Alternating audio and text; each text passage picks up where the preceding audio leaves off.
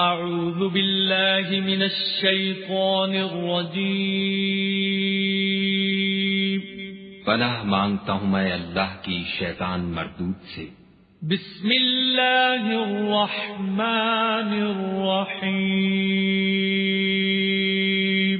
شروع اللہ کے نام سے جو بڑا مہربان نہایت رحم والا ہے۔ واقف ہے۔ وَإِذَا طَلَّقْتُمُ النِّسَاءَ فَبَلَغْنَ أَجَلَهُنَّ فَلَا تَعْضُلُوهُنَّ أَن يَنكِحْنَ أَزْوَاجَهُنَّ إِذَا تَرَاضَوْا بَيْنَهُم بِالْمَعْرُوفِ ذَلِكَ يُوعَظُ بِهِ مَن كَانَ مِنكُمْ يُؤْمِنُ بِاللَّهِ وَالْيَوْمِ الْآخِرِ ذَلِكُمْ أَزْكَى لَكُمْ وَأَطْهَرُ وَاللَّهُ يَعْلَمُ وَأَنتُمْ لَا تَعْلَمُونَ۔ اور جب تم عورتوں کو طلاق دے چکو اور ان کی عدت پوری ہو جائے تو ان کو دوسرے شوہروں کے ساتھ جب وہ آپس میں جائز طور پر راضی ہو جائیں نکاح کرنے سے مت روکو۔ اس حکم سے اس شخص کو نصیحت کی جاتی ہے جو تم میں خدا اور روز آخرت پر یقین رکھتا ہے، یہ تمہارے لیے نہایت خوب اور بہت پاکیزگی کی بات ہے، اور خدا جانتا ہے اور تم نہیں جانتے۔ والوالدات يرضعن أولادهن حولين كاملين لمن أراد أن يتم الرضاعة وعلى المولود له رزقهن وكسوتهن بالمعروف لا تكلف نفس إلا وسعها لا تضار والدة بولدها ولا مولود له بولده وعلى الوارث مثل ذلك فإن أرادا فصالا عن تراض منهما وتشاور فلا جناح عليهما وإن أردتم أن تسترضعوا أولادكم فلا جناح عليكم إذا سلمتم ما آتيتم بالمعروف واتقوا الله واعلموا أن الله بما تعملون بصير۔ اور مائیں اپنے بچوں کو پورے 2 سال دودھ پلائیں۔ یہ حکم اس شخص کے لیے ہے جو پوری مدت تک دودھ پلوانا چاہے، اور دودھ پلانے والی ماؤں کا کھانا اور کپڑا دستور کے مطابق باپ کے ذمے ہوگا۔ کسی شخص کو اس کی طاقت سے زیادہ تکلیف نہیں دی جاتی تو یاد رکھو کہ نہ تو ماں کو اس کے بچے کے سبب نقصان پہنچایا جائے اور نہ باپ کو اس کی اولاد کی وجہ سے نقصان پہنچایا جائے، اور اسی طرح نان نفقہ بچے کے وارث کے ذمے ہے، اور اگر دونوں یعنی ماں باپ آپس کی رضامندی اور صلاح سے بچے کا دودھ چھڑانا چاہیں تو ان پر کچھ گناہ نہیں، اور اگر تم اپنی اولاد کو دودھ پلوانا چاہو تو تم پر کچھ گناہ نہیں، بشرطے کہ تم دودھ پلانے والیوں کو دستور کے مطابق ان کا حق جو تم نے دینا کیا تھا دے دو، اور خدا سے ڈرتے رہو اور جان رکھو کہ جو کچھ تم کرتے ہو خدا اس کو دیکھ رہا ہے۔ والذین یتوفون منکم ویذرون ازواجا یتربصن بانفسهن 4 اشہر وعشرا فإذا بلغن أجلهن فلا جناح عليكم فيما فعلن في أنفسهن بالمعروف والله بما تعملون خبير۔ اور جو لوگ تم میں سے مر جائیں اور عورتیں چھوڑ جائیں تو عورتیں 4 مہینے اور 10 دن اپنے آپ کو روکے رہیں، اور جب یہ عدت پوری کر چکیں اور اپنے حق میں پسندیدہ کام یعنی نکاح کر لیں تو تم پر کچھ گناہ نہیں، اور خدا تمہارے سب کاموں سے واقف ہے۔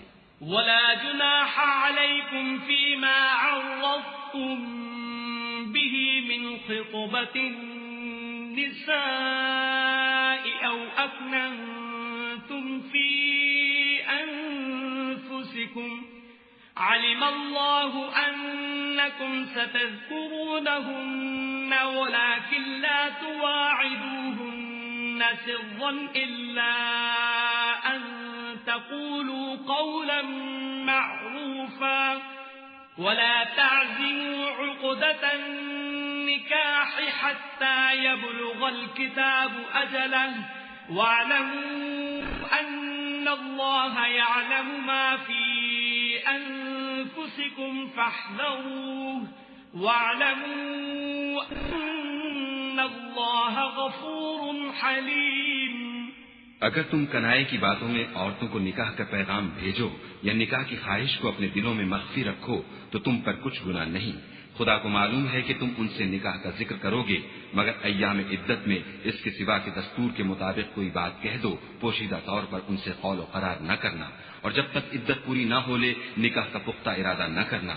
اور جان رکھو کہ جو کچھ تمہارے دلوں میں ہے خدا کو سب معلوم ہے تو اس سے ڈرتے رہو اور جان رکھو کہ خدا بخشنے والا اور حلم والا ہے. لا جناح عليكم إن طلقتم النساء ما لم تمسوهن أو تفرضوا لهن فريضة ومتعوهن على الموسع قدره وعلى المقتر قدره متاعا بالمعروف حقا على المحسنين. اور اگر تم عورتوں کو ان کے پاس جانے یا ان کا مہر مقرر کرنے سے پہلے طلاق دے دو تو تم پر کچھ گناہ نہیں. ہاں ان کو دستور کے مطابق کچھ خرچ ضرور دو یعنی مقدور والا اپنے مقدور کے مطابق دے اور تنگ دست اپنی حیثیت کے مطابق. نیک لوگوں پر یہ ایک طرح کا حق ہے. وَإِن طَلَّقْتُمُوهُنَّ مِن قَبْلِ أَن تَمَسُّوهُنَّ وَقَدْ فَرَضْتُمْ لَهُنَّ فَرِيضَةً فَنِصْفُ مَا فَرَضْتُمْ إِلَّا أَن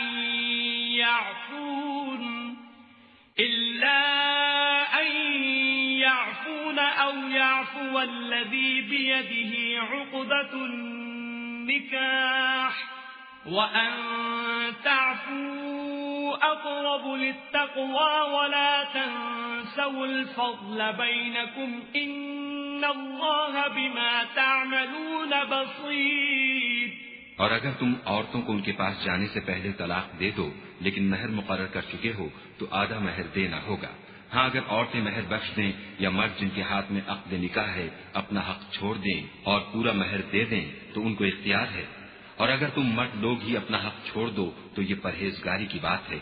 اور آپس میں بھلائی کرنے کو فراموش نہ کرنا. کچھ شک نہیں کہ خدا تمہارے سب کاموں کو دیکھ رہا ہے. حافظوا على الصلوات والصلاة الوسطى وقوموا لله قانتين. مسلمانوں سب نمازیں خصوصاً بیچ کی نماز یعنی نماز عصر پورے التزام کے ساتھ ادا کرتے رہو اور خدا کے آگے ادب سے کھڑے رہا کرو. فَإِنْ خِفْتُمْ فَرِجَالًا أَوْ رُكْبَانًا فَإِذَا أَمِنْتُمْ فَاذْكُرُوا اللَّهَ كَمَا عَلَّمَكُمْ مَا لَمْ تَكُونُوا تَعْلَمُونَ. اگر تم خوف کی حالت میں ہو تو پیادے یا سوار جس حال میں ہو نماز پڑھ لو. پھر جب امن و اطمینان ہو جائے تو جس طریق سے خدا نے تم کو سکھایا ہے جو تم پہلے نہیں جانتے تھے خدا کو یاد کیا کرو. والذین یتوفون منکم ویذرون ازواجا وصیة لأزواجهم متاعا إلى الحول غير إخراج فإن خرجن فلا جناح عليكم فيما فعلن في أنفسهن من معروف والله عزيز حكيم. اور جو لوگ تم میں سے مر جائیں اور عورتیں چھوڑ جائیں وہ اپنی عورتوں کے حق میں وصیت کر جائیں کہ ان کو 1 سال تک خرچ دیا جائے اور گھر سے نہ نکالی جائے. ہاں اگر وہ خود گھر سے چلی جائیں اور اپنے حق میں پسندیدہ کام یعنی نکاح کر لیں تو تم پر کچھ گناہ نہیں اور خدا زبردست حکمت والا ہے. وَلِلْمُطَلَّقَاتِ مَتَاعٌ بِالْمَعْرُوفِ حَقًّا عَلَى الْمُتَّقِينَ. اور مطلقہ عورتوں کو بھی دستور کے مطابق نان و نفقہ دینا چاہیے. پرہیزگاروں پر یہ بھی حق ہے. كَذَلِكَ يُبَيِّنُ اللَّهُ لَكُمْ آيَاتِهِ لَعَلَّكُمْ تَعْقِلُونَ. اسی طرح خدا اپنے احکام تمہارے لیے بیان فرماتا ہے تاکہ تم سمجھو. ألم تر إلى الذين خرجوا من ديارهم وهم ألوف حذر الموت فقال لهم الله موتوا ثم أحياهم إن الله لذو فضل على الناس ولكن أكثر الناس لا يشكرون. بھلا تم نے ان لوگوں کو نہیں دیکھا جو شمار میں ہزاروں ہی تھے اور موت کے ڈر سے اپنے گھروں سے نکل بھاگے تھے؟ تو خدا نے ان کو حکم دیا کہ مر جاؤ، پھر ان کو زندہ بھی کر دیا. کچھ شک نہیں کہ خدا لوگوں پر مہربانی رکھتا ہے، لیکن اکثر لوگ شکر نہیں کرتے. وَقَاتِلُوا فِي سَبِيلِ اللَّهِ وَاعْلَمُوا أَنَّ اللَّهَ سَمِيعٌ عَلِيمٌ. اور مسلمانوں، خدا کی راہ میں جہاد کرو اور جان رکھو کہ خدا سب کچھ سنتا اور سب کچھ جانتا ہے. من ذا الذي يقرض الله قرضا حسنا فيضاعفه له أضعافا كثيرا والله يقبض ويبسط وإليه ترجعون. کوئی ہے کہ خدا کو قرض حسنہ دے کہ وہ اس کے بدلے اس کو کئی حصے زیادہ دے گا، اور خدا ہی روزی کو تنگ کرتا اور وہی اسے کشادہ کرتا ہے، اور تم اسی کی طرف لوٹ کر جاؤ گے.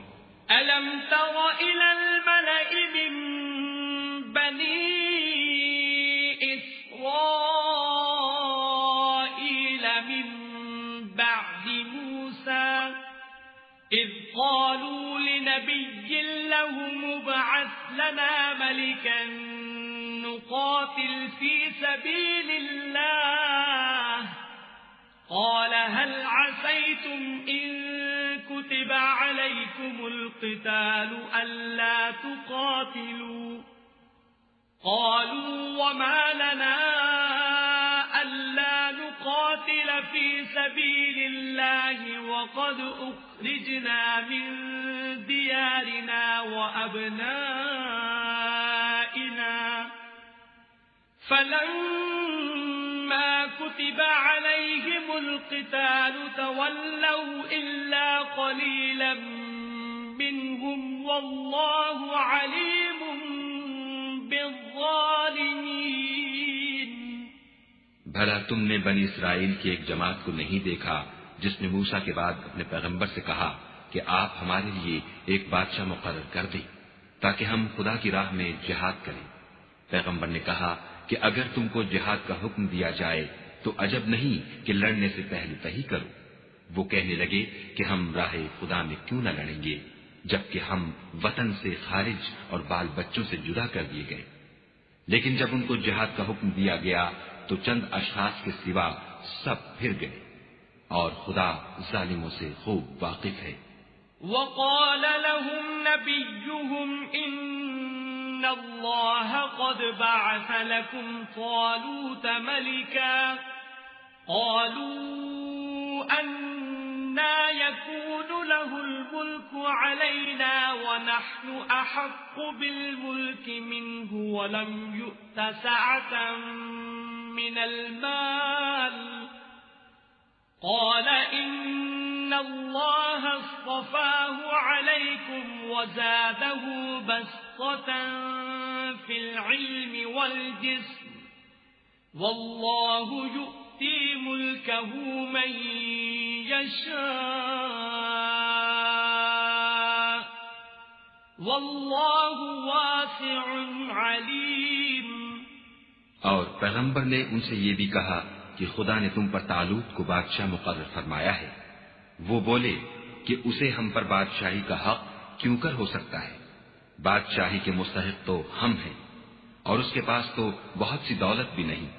پیغمبر نے کہا کہ خدا نے اس کو تم پر فضیلت دی ہے اور بادشاہی کے لیے منتخب فرمایا ہے. اس نے اسے علم بھی بہت سا بخشا ہے اور تن و توش بھی بڑا عطا کیا ہے، اور خدا کو اختیار ہے جسے چاہے بادشاہی بخشے. وہ بڑا کشائش والا اور دانا ہے. وقال لهم نبيهم إن آية ملكه يأتيكم التابوت فيه سكينة من ربكم وبقية مما ترك آل موسى وآل هارون تحمله الملائكة إن في ذلك لآية لكم إن كنتم مؤمنين. اور پیغمبر نے ان سے کہا کہ ان کی بادشاہی کی نشانی یہ ہے کہ تمہارے پاس ایک صندوق آئے گا جس کو فرشتے اٹھائے ہوئے ہوں گے. اس میں تمہارے پروردگار کی طرف سے تسلی بخشنے والی چیز ہوگی اور کچھ اور چیزیں بھی ہوں گی جو موسیٰ اور ہارون چھوڑ گئے تھے. اگر تم ایمان رکھتے ہو تو یہ تمہارے لیے ایک بڑی نشانی ہے. فلما فصل طالوت بالجنود قال إن الله مبتليكم بنهر فمن شرب منه فليس مني ومن لم يطعمه فإنه مني إلا من اغترف غرفة بيده فشربوا منه إلا قليلا منهم فلما جاوزه هو والذين آمنوا معه قالوا لا طاقة لنا اليوم بجالوت وجنوده قال الذين يظنون أنهم ملاقو الله كم من فئة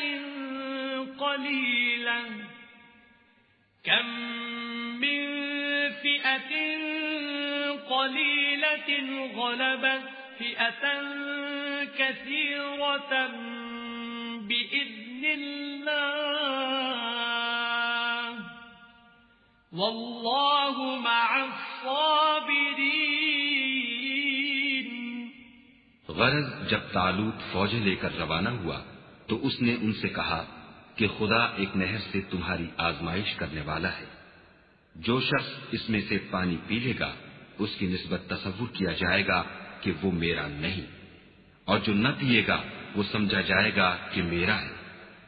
ہاں اگر کوئی ہاتھ سے چلو بھر پانی لے لی تو خیر جب وہ لوگ نہر پر پہنچے تو چند شخصوں کے سوا سب نے پانی پی لیا.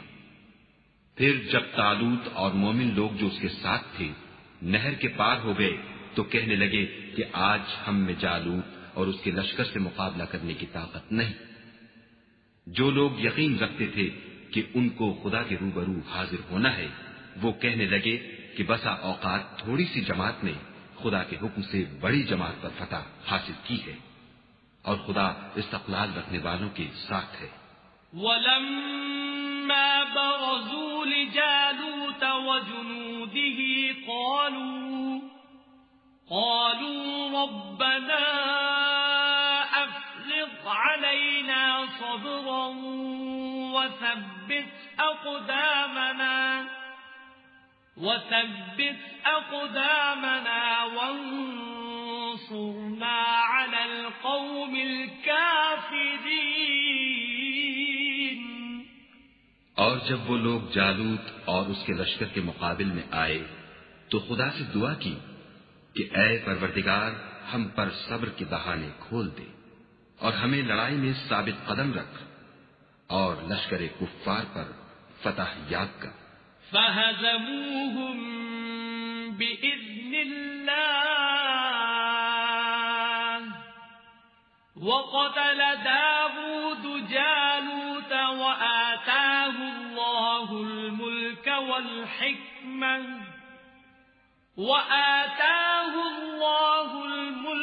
وَالْحِكْمَةَ وَعَلَّمَهُ مِمَّا يَشَاءُ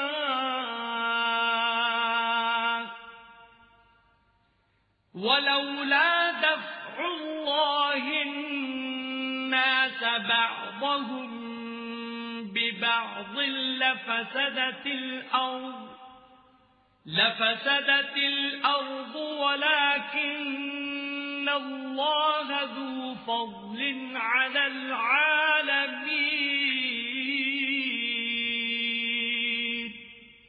تو طالوت کی فوج نے خدا کے حکم سے ان کو ہزیمت دی، اور داؤد نے جالوت کو قتل کر ڈالا، اور خدا نے ان کو بادشاہی اور دانائی بخشی، اور جو کچھ چاہا سکھایا، اور اگر خدا لوگوں کو ایک دوسرے پر چڑھائی اور حملہ کرنے سے نہ ہٹاتا رہتا تو ملک تباہ ہو جاتا، لیکن خدا اہل عالم پر بڑا مہربان ہے۔ تِلْكَ آيَاتُ اللَّهِ نَتْلُوهَا عَلَيْكَ بِالْحَقِّ وَإِنَّكَ لَمِنَ الْمُرْسَلِينَ۔